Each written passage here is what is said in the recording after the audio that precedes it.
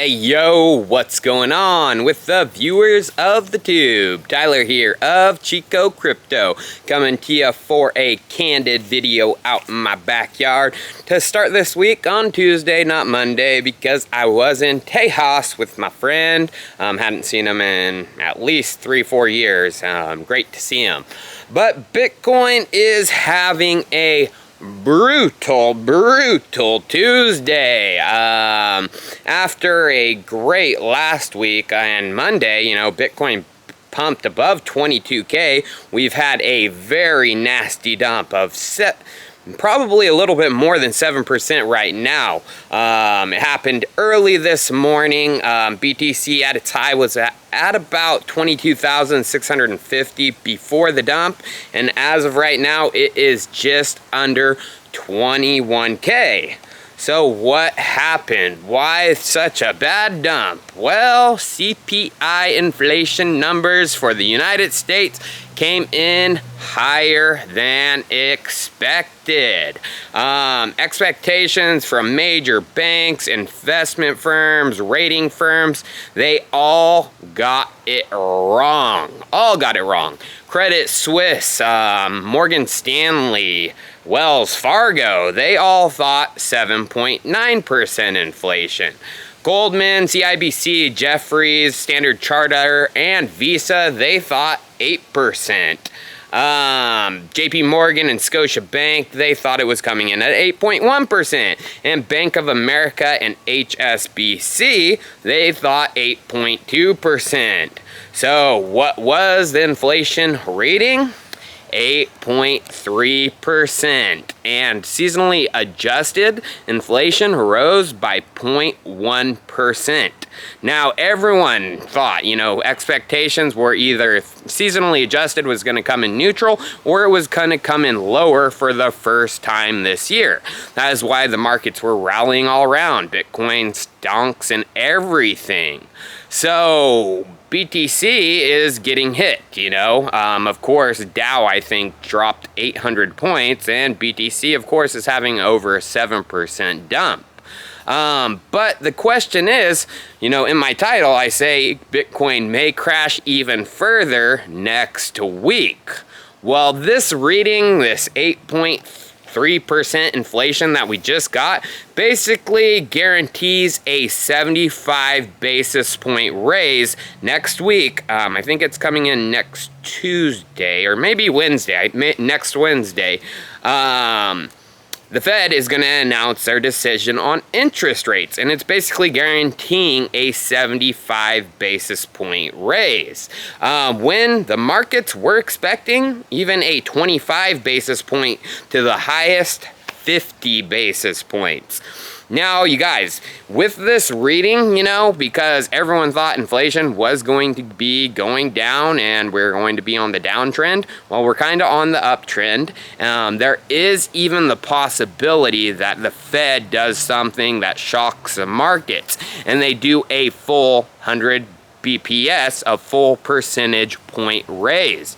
And this hasn't happened since 1984. Well, inflation hasn't been this high since 1984. So there is a slight, I wouldn't say high possibility. I would say the possibility of a 75 basis point raise is more likely, but there is a slight possibility that a full percentage point raise is in the books. The reason I don't think 100 basis points, a full percentage point is likely is because Jerome Powell spoke on this and said 75 basis point is high and they may do a few others, but he has never talked about a full percentage point. So as of right now, the markets are basically pricing in a 75 basis point raise. And throughout this week, that is what they're going to be pricing in. We could see some major volatility, even some more dumping this week as the markets really price that in.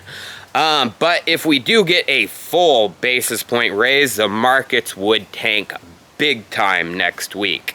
But I don't think, I would say the probability of a full point is probably 10% as of right now. 90% chance of a 75 BPS raise. But there is an important reading tomorrow which could signal what the Fed is going to do. So no one has really ever talked about this, even myself. I've just recently learned about this inflation reading. It's called the PPI, the Producer Price Index. And this is basically a measure of wholesale inflation. It tells how prices for factories and companies within the United States are, either going up or down. So basically, if producers' prices are going to increase, that means it's going to relay in the future to consumers. Because if factories and companies' prices are increasing, guess what? They pass that off onto consumers. So if we do see a higher than expected PPI tomorrow, then I would put the possibility of a full percentage point raise up to about 25%. So we definitely need to keep an eye on the PPI that comes out next week. The next thing I want to talk about is basically this dip. A lot of people are scared of the dips, but the dips as of right now reek of opportunity. We are near the bottom. We may have already hit the bottom. So these dips near the bottom are just pure opportunities for pickups in these markets. Of course, you can pick up some of that Ethereum and Bitcoin, get yourself 32 ETH, 1 Bitcoin, or work your way up as close as possible.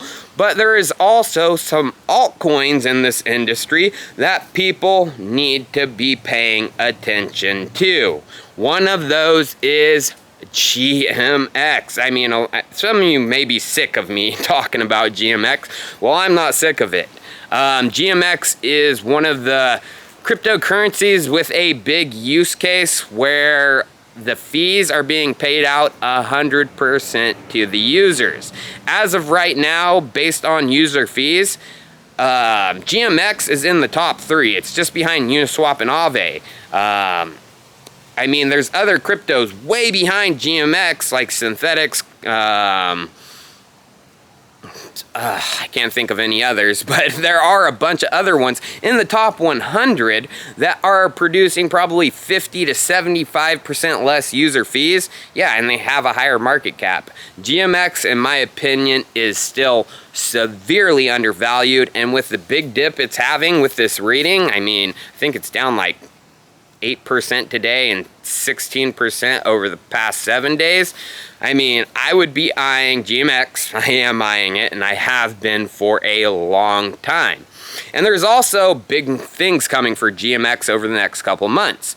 October, the synthetics for GMX are probably going to be audited, and shortly after that, we are going to have synthetics on GMX. That means, a lot more cryptocurrencies, I mean, the full basket of them, can be easily added to the GMX platform, as well as other things, gold, stonks, I mean, anything you can think of, can be put into a synthetic asset, and it can be traded here soon on GMX.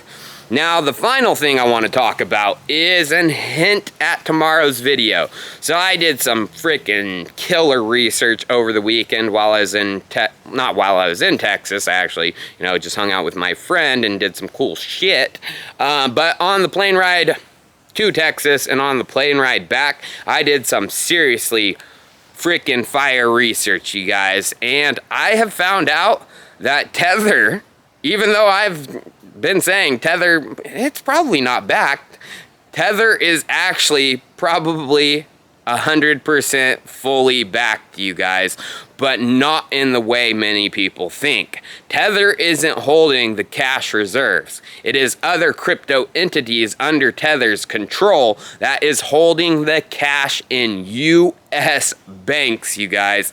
This is freaking big news, because basically guarantees that another bull run is coming, but it won't. I mean, that's why I've been saying the last hurrah, you guys. They are going to figure out what Tether is doing, and I think the last hurrah is on the horizon. This basically guarantees that there will be another bull run, but this could be the last, because if what I think is happening is true, regulators are going to come in and shut it down, and shut it down hard. So tune in for that video. It's one you do not want to miss, and beware of the markets this week and next week, because there is a possibility of a full percentage point raise. Cheers, viewers. I'll see you next time.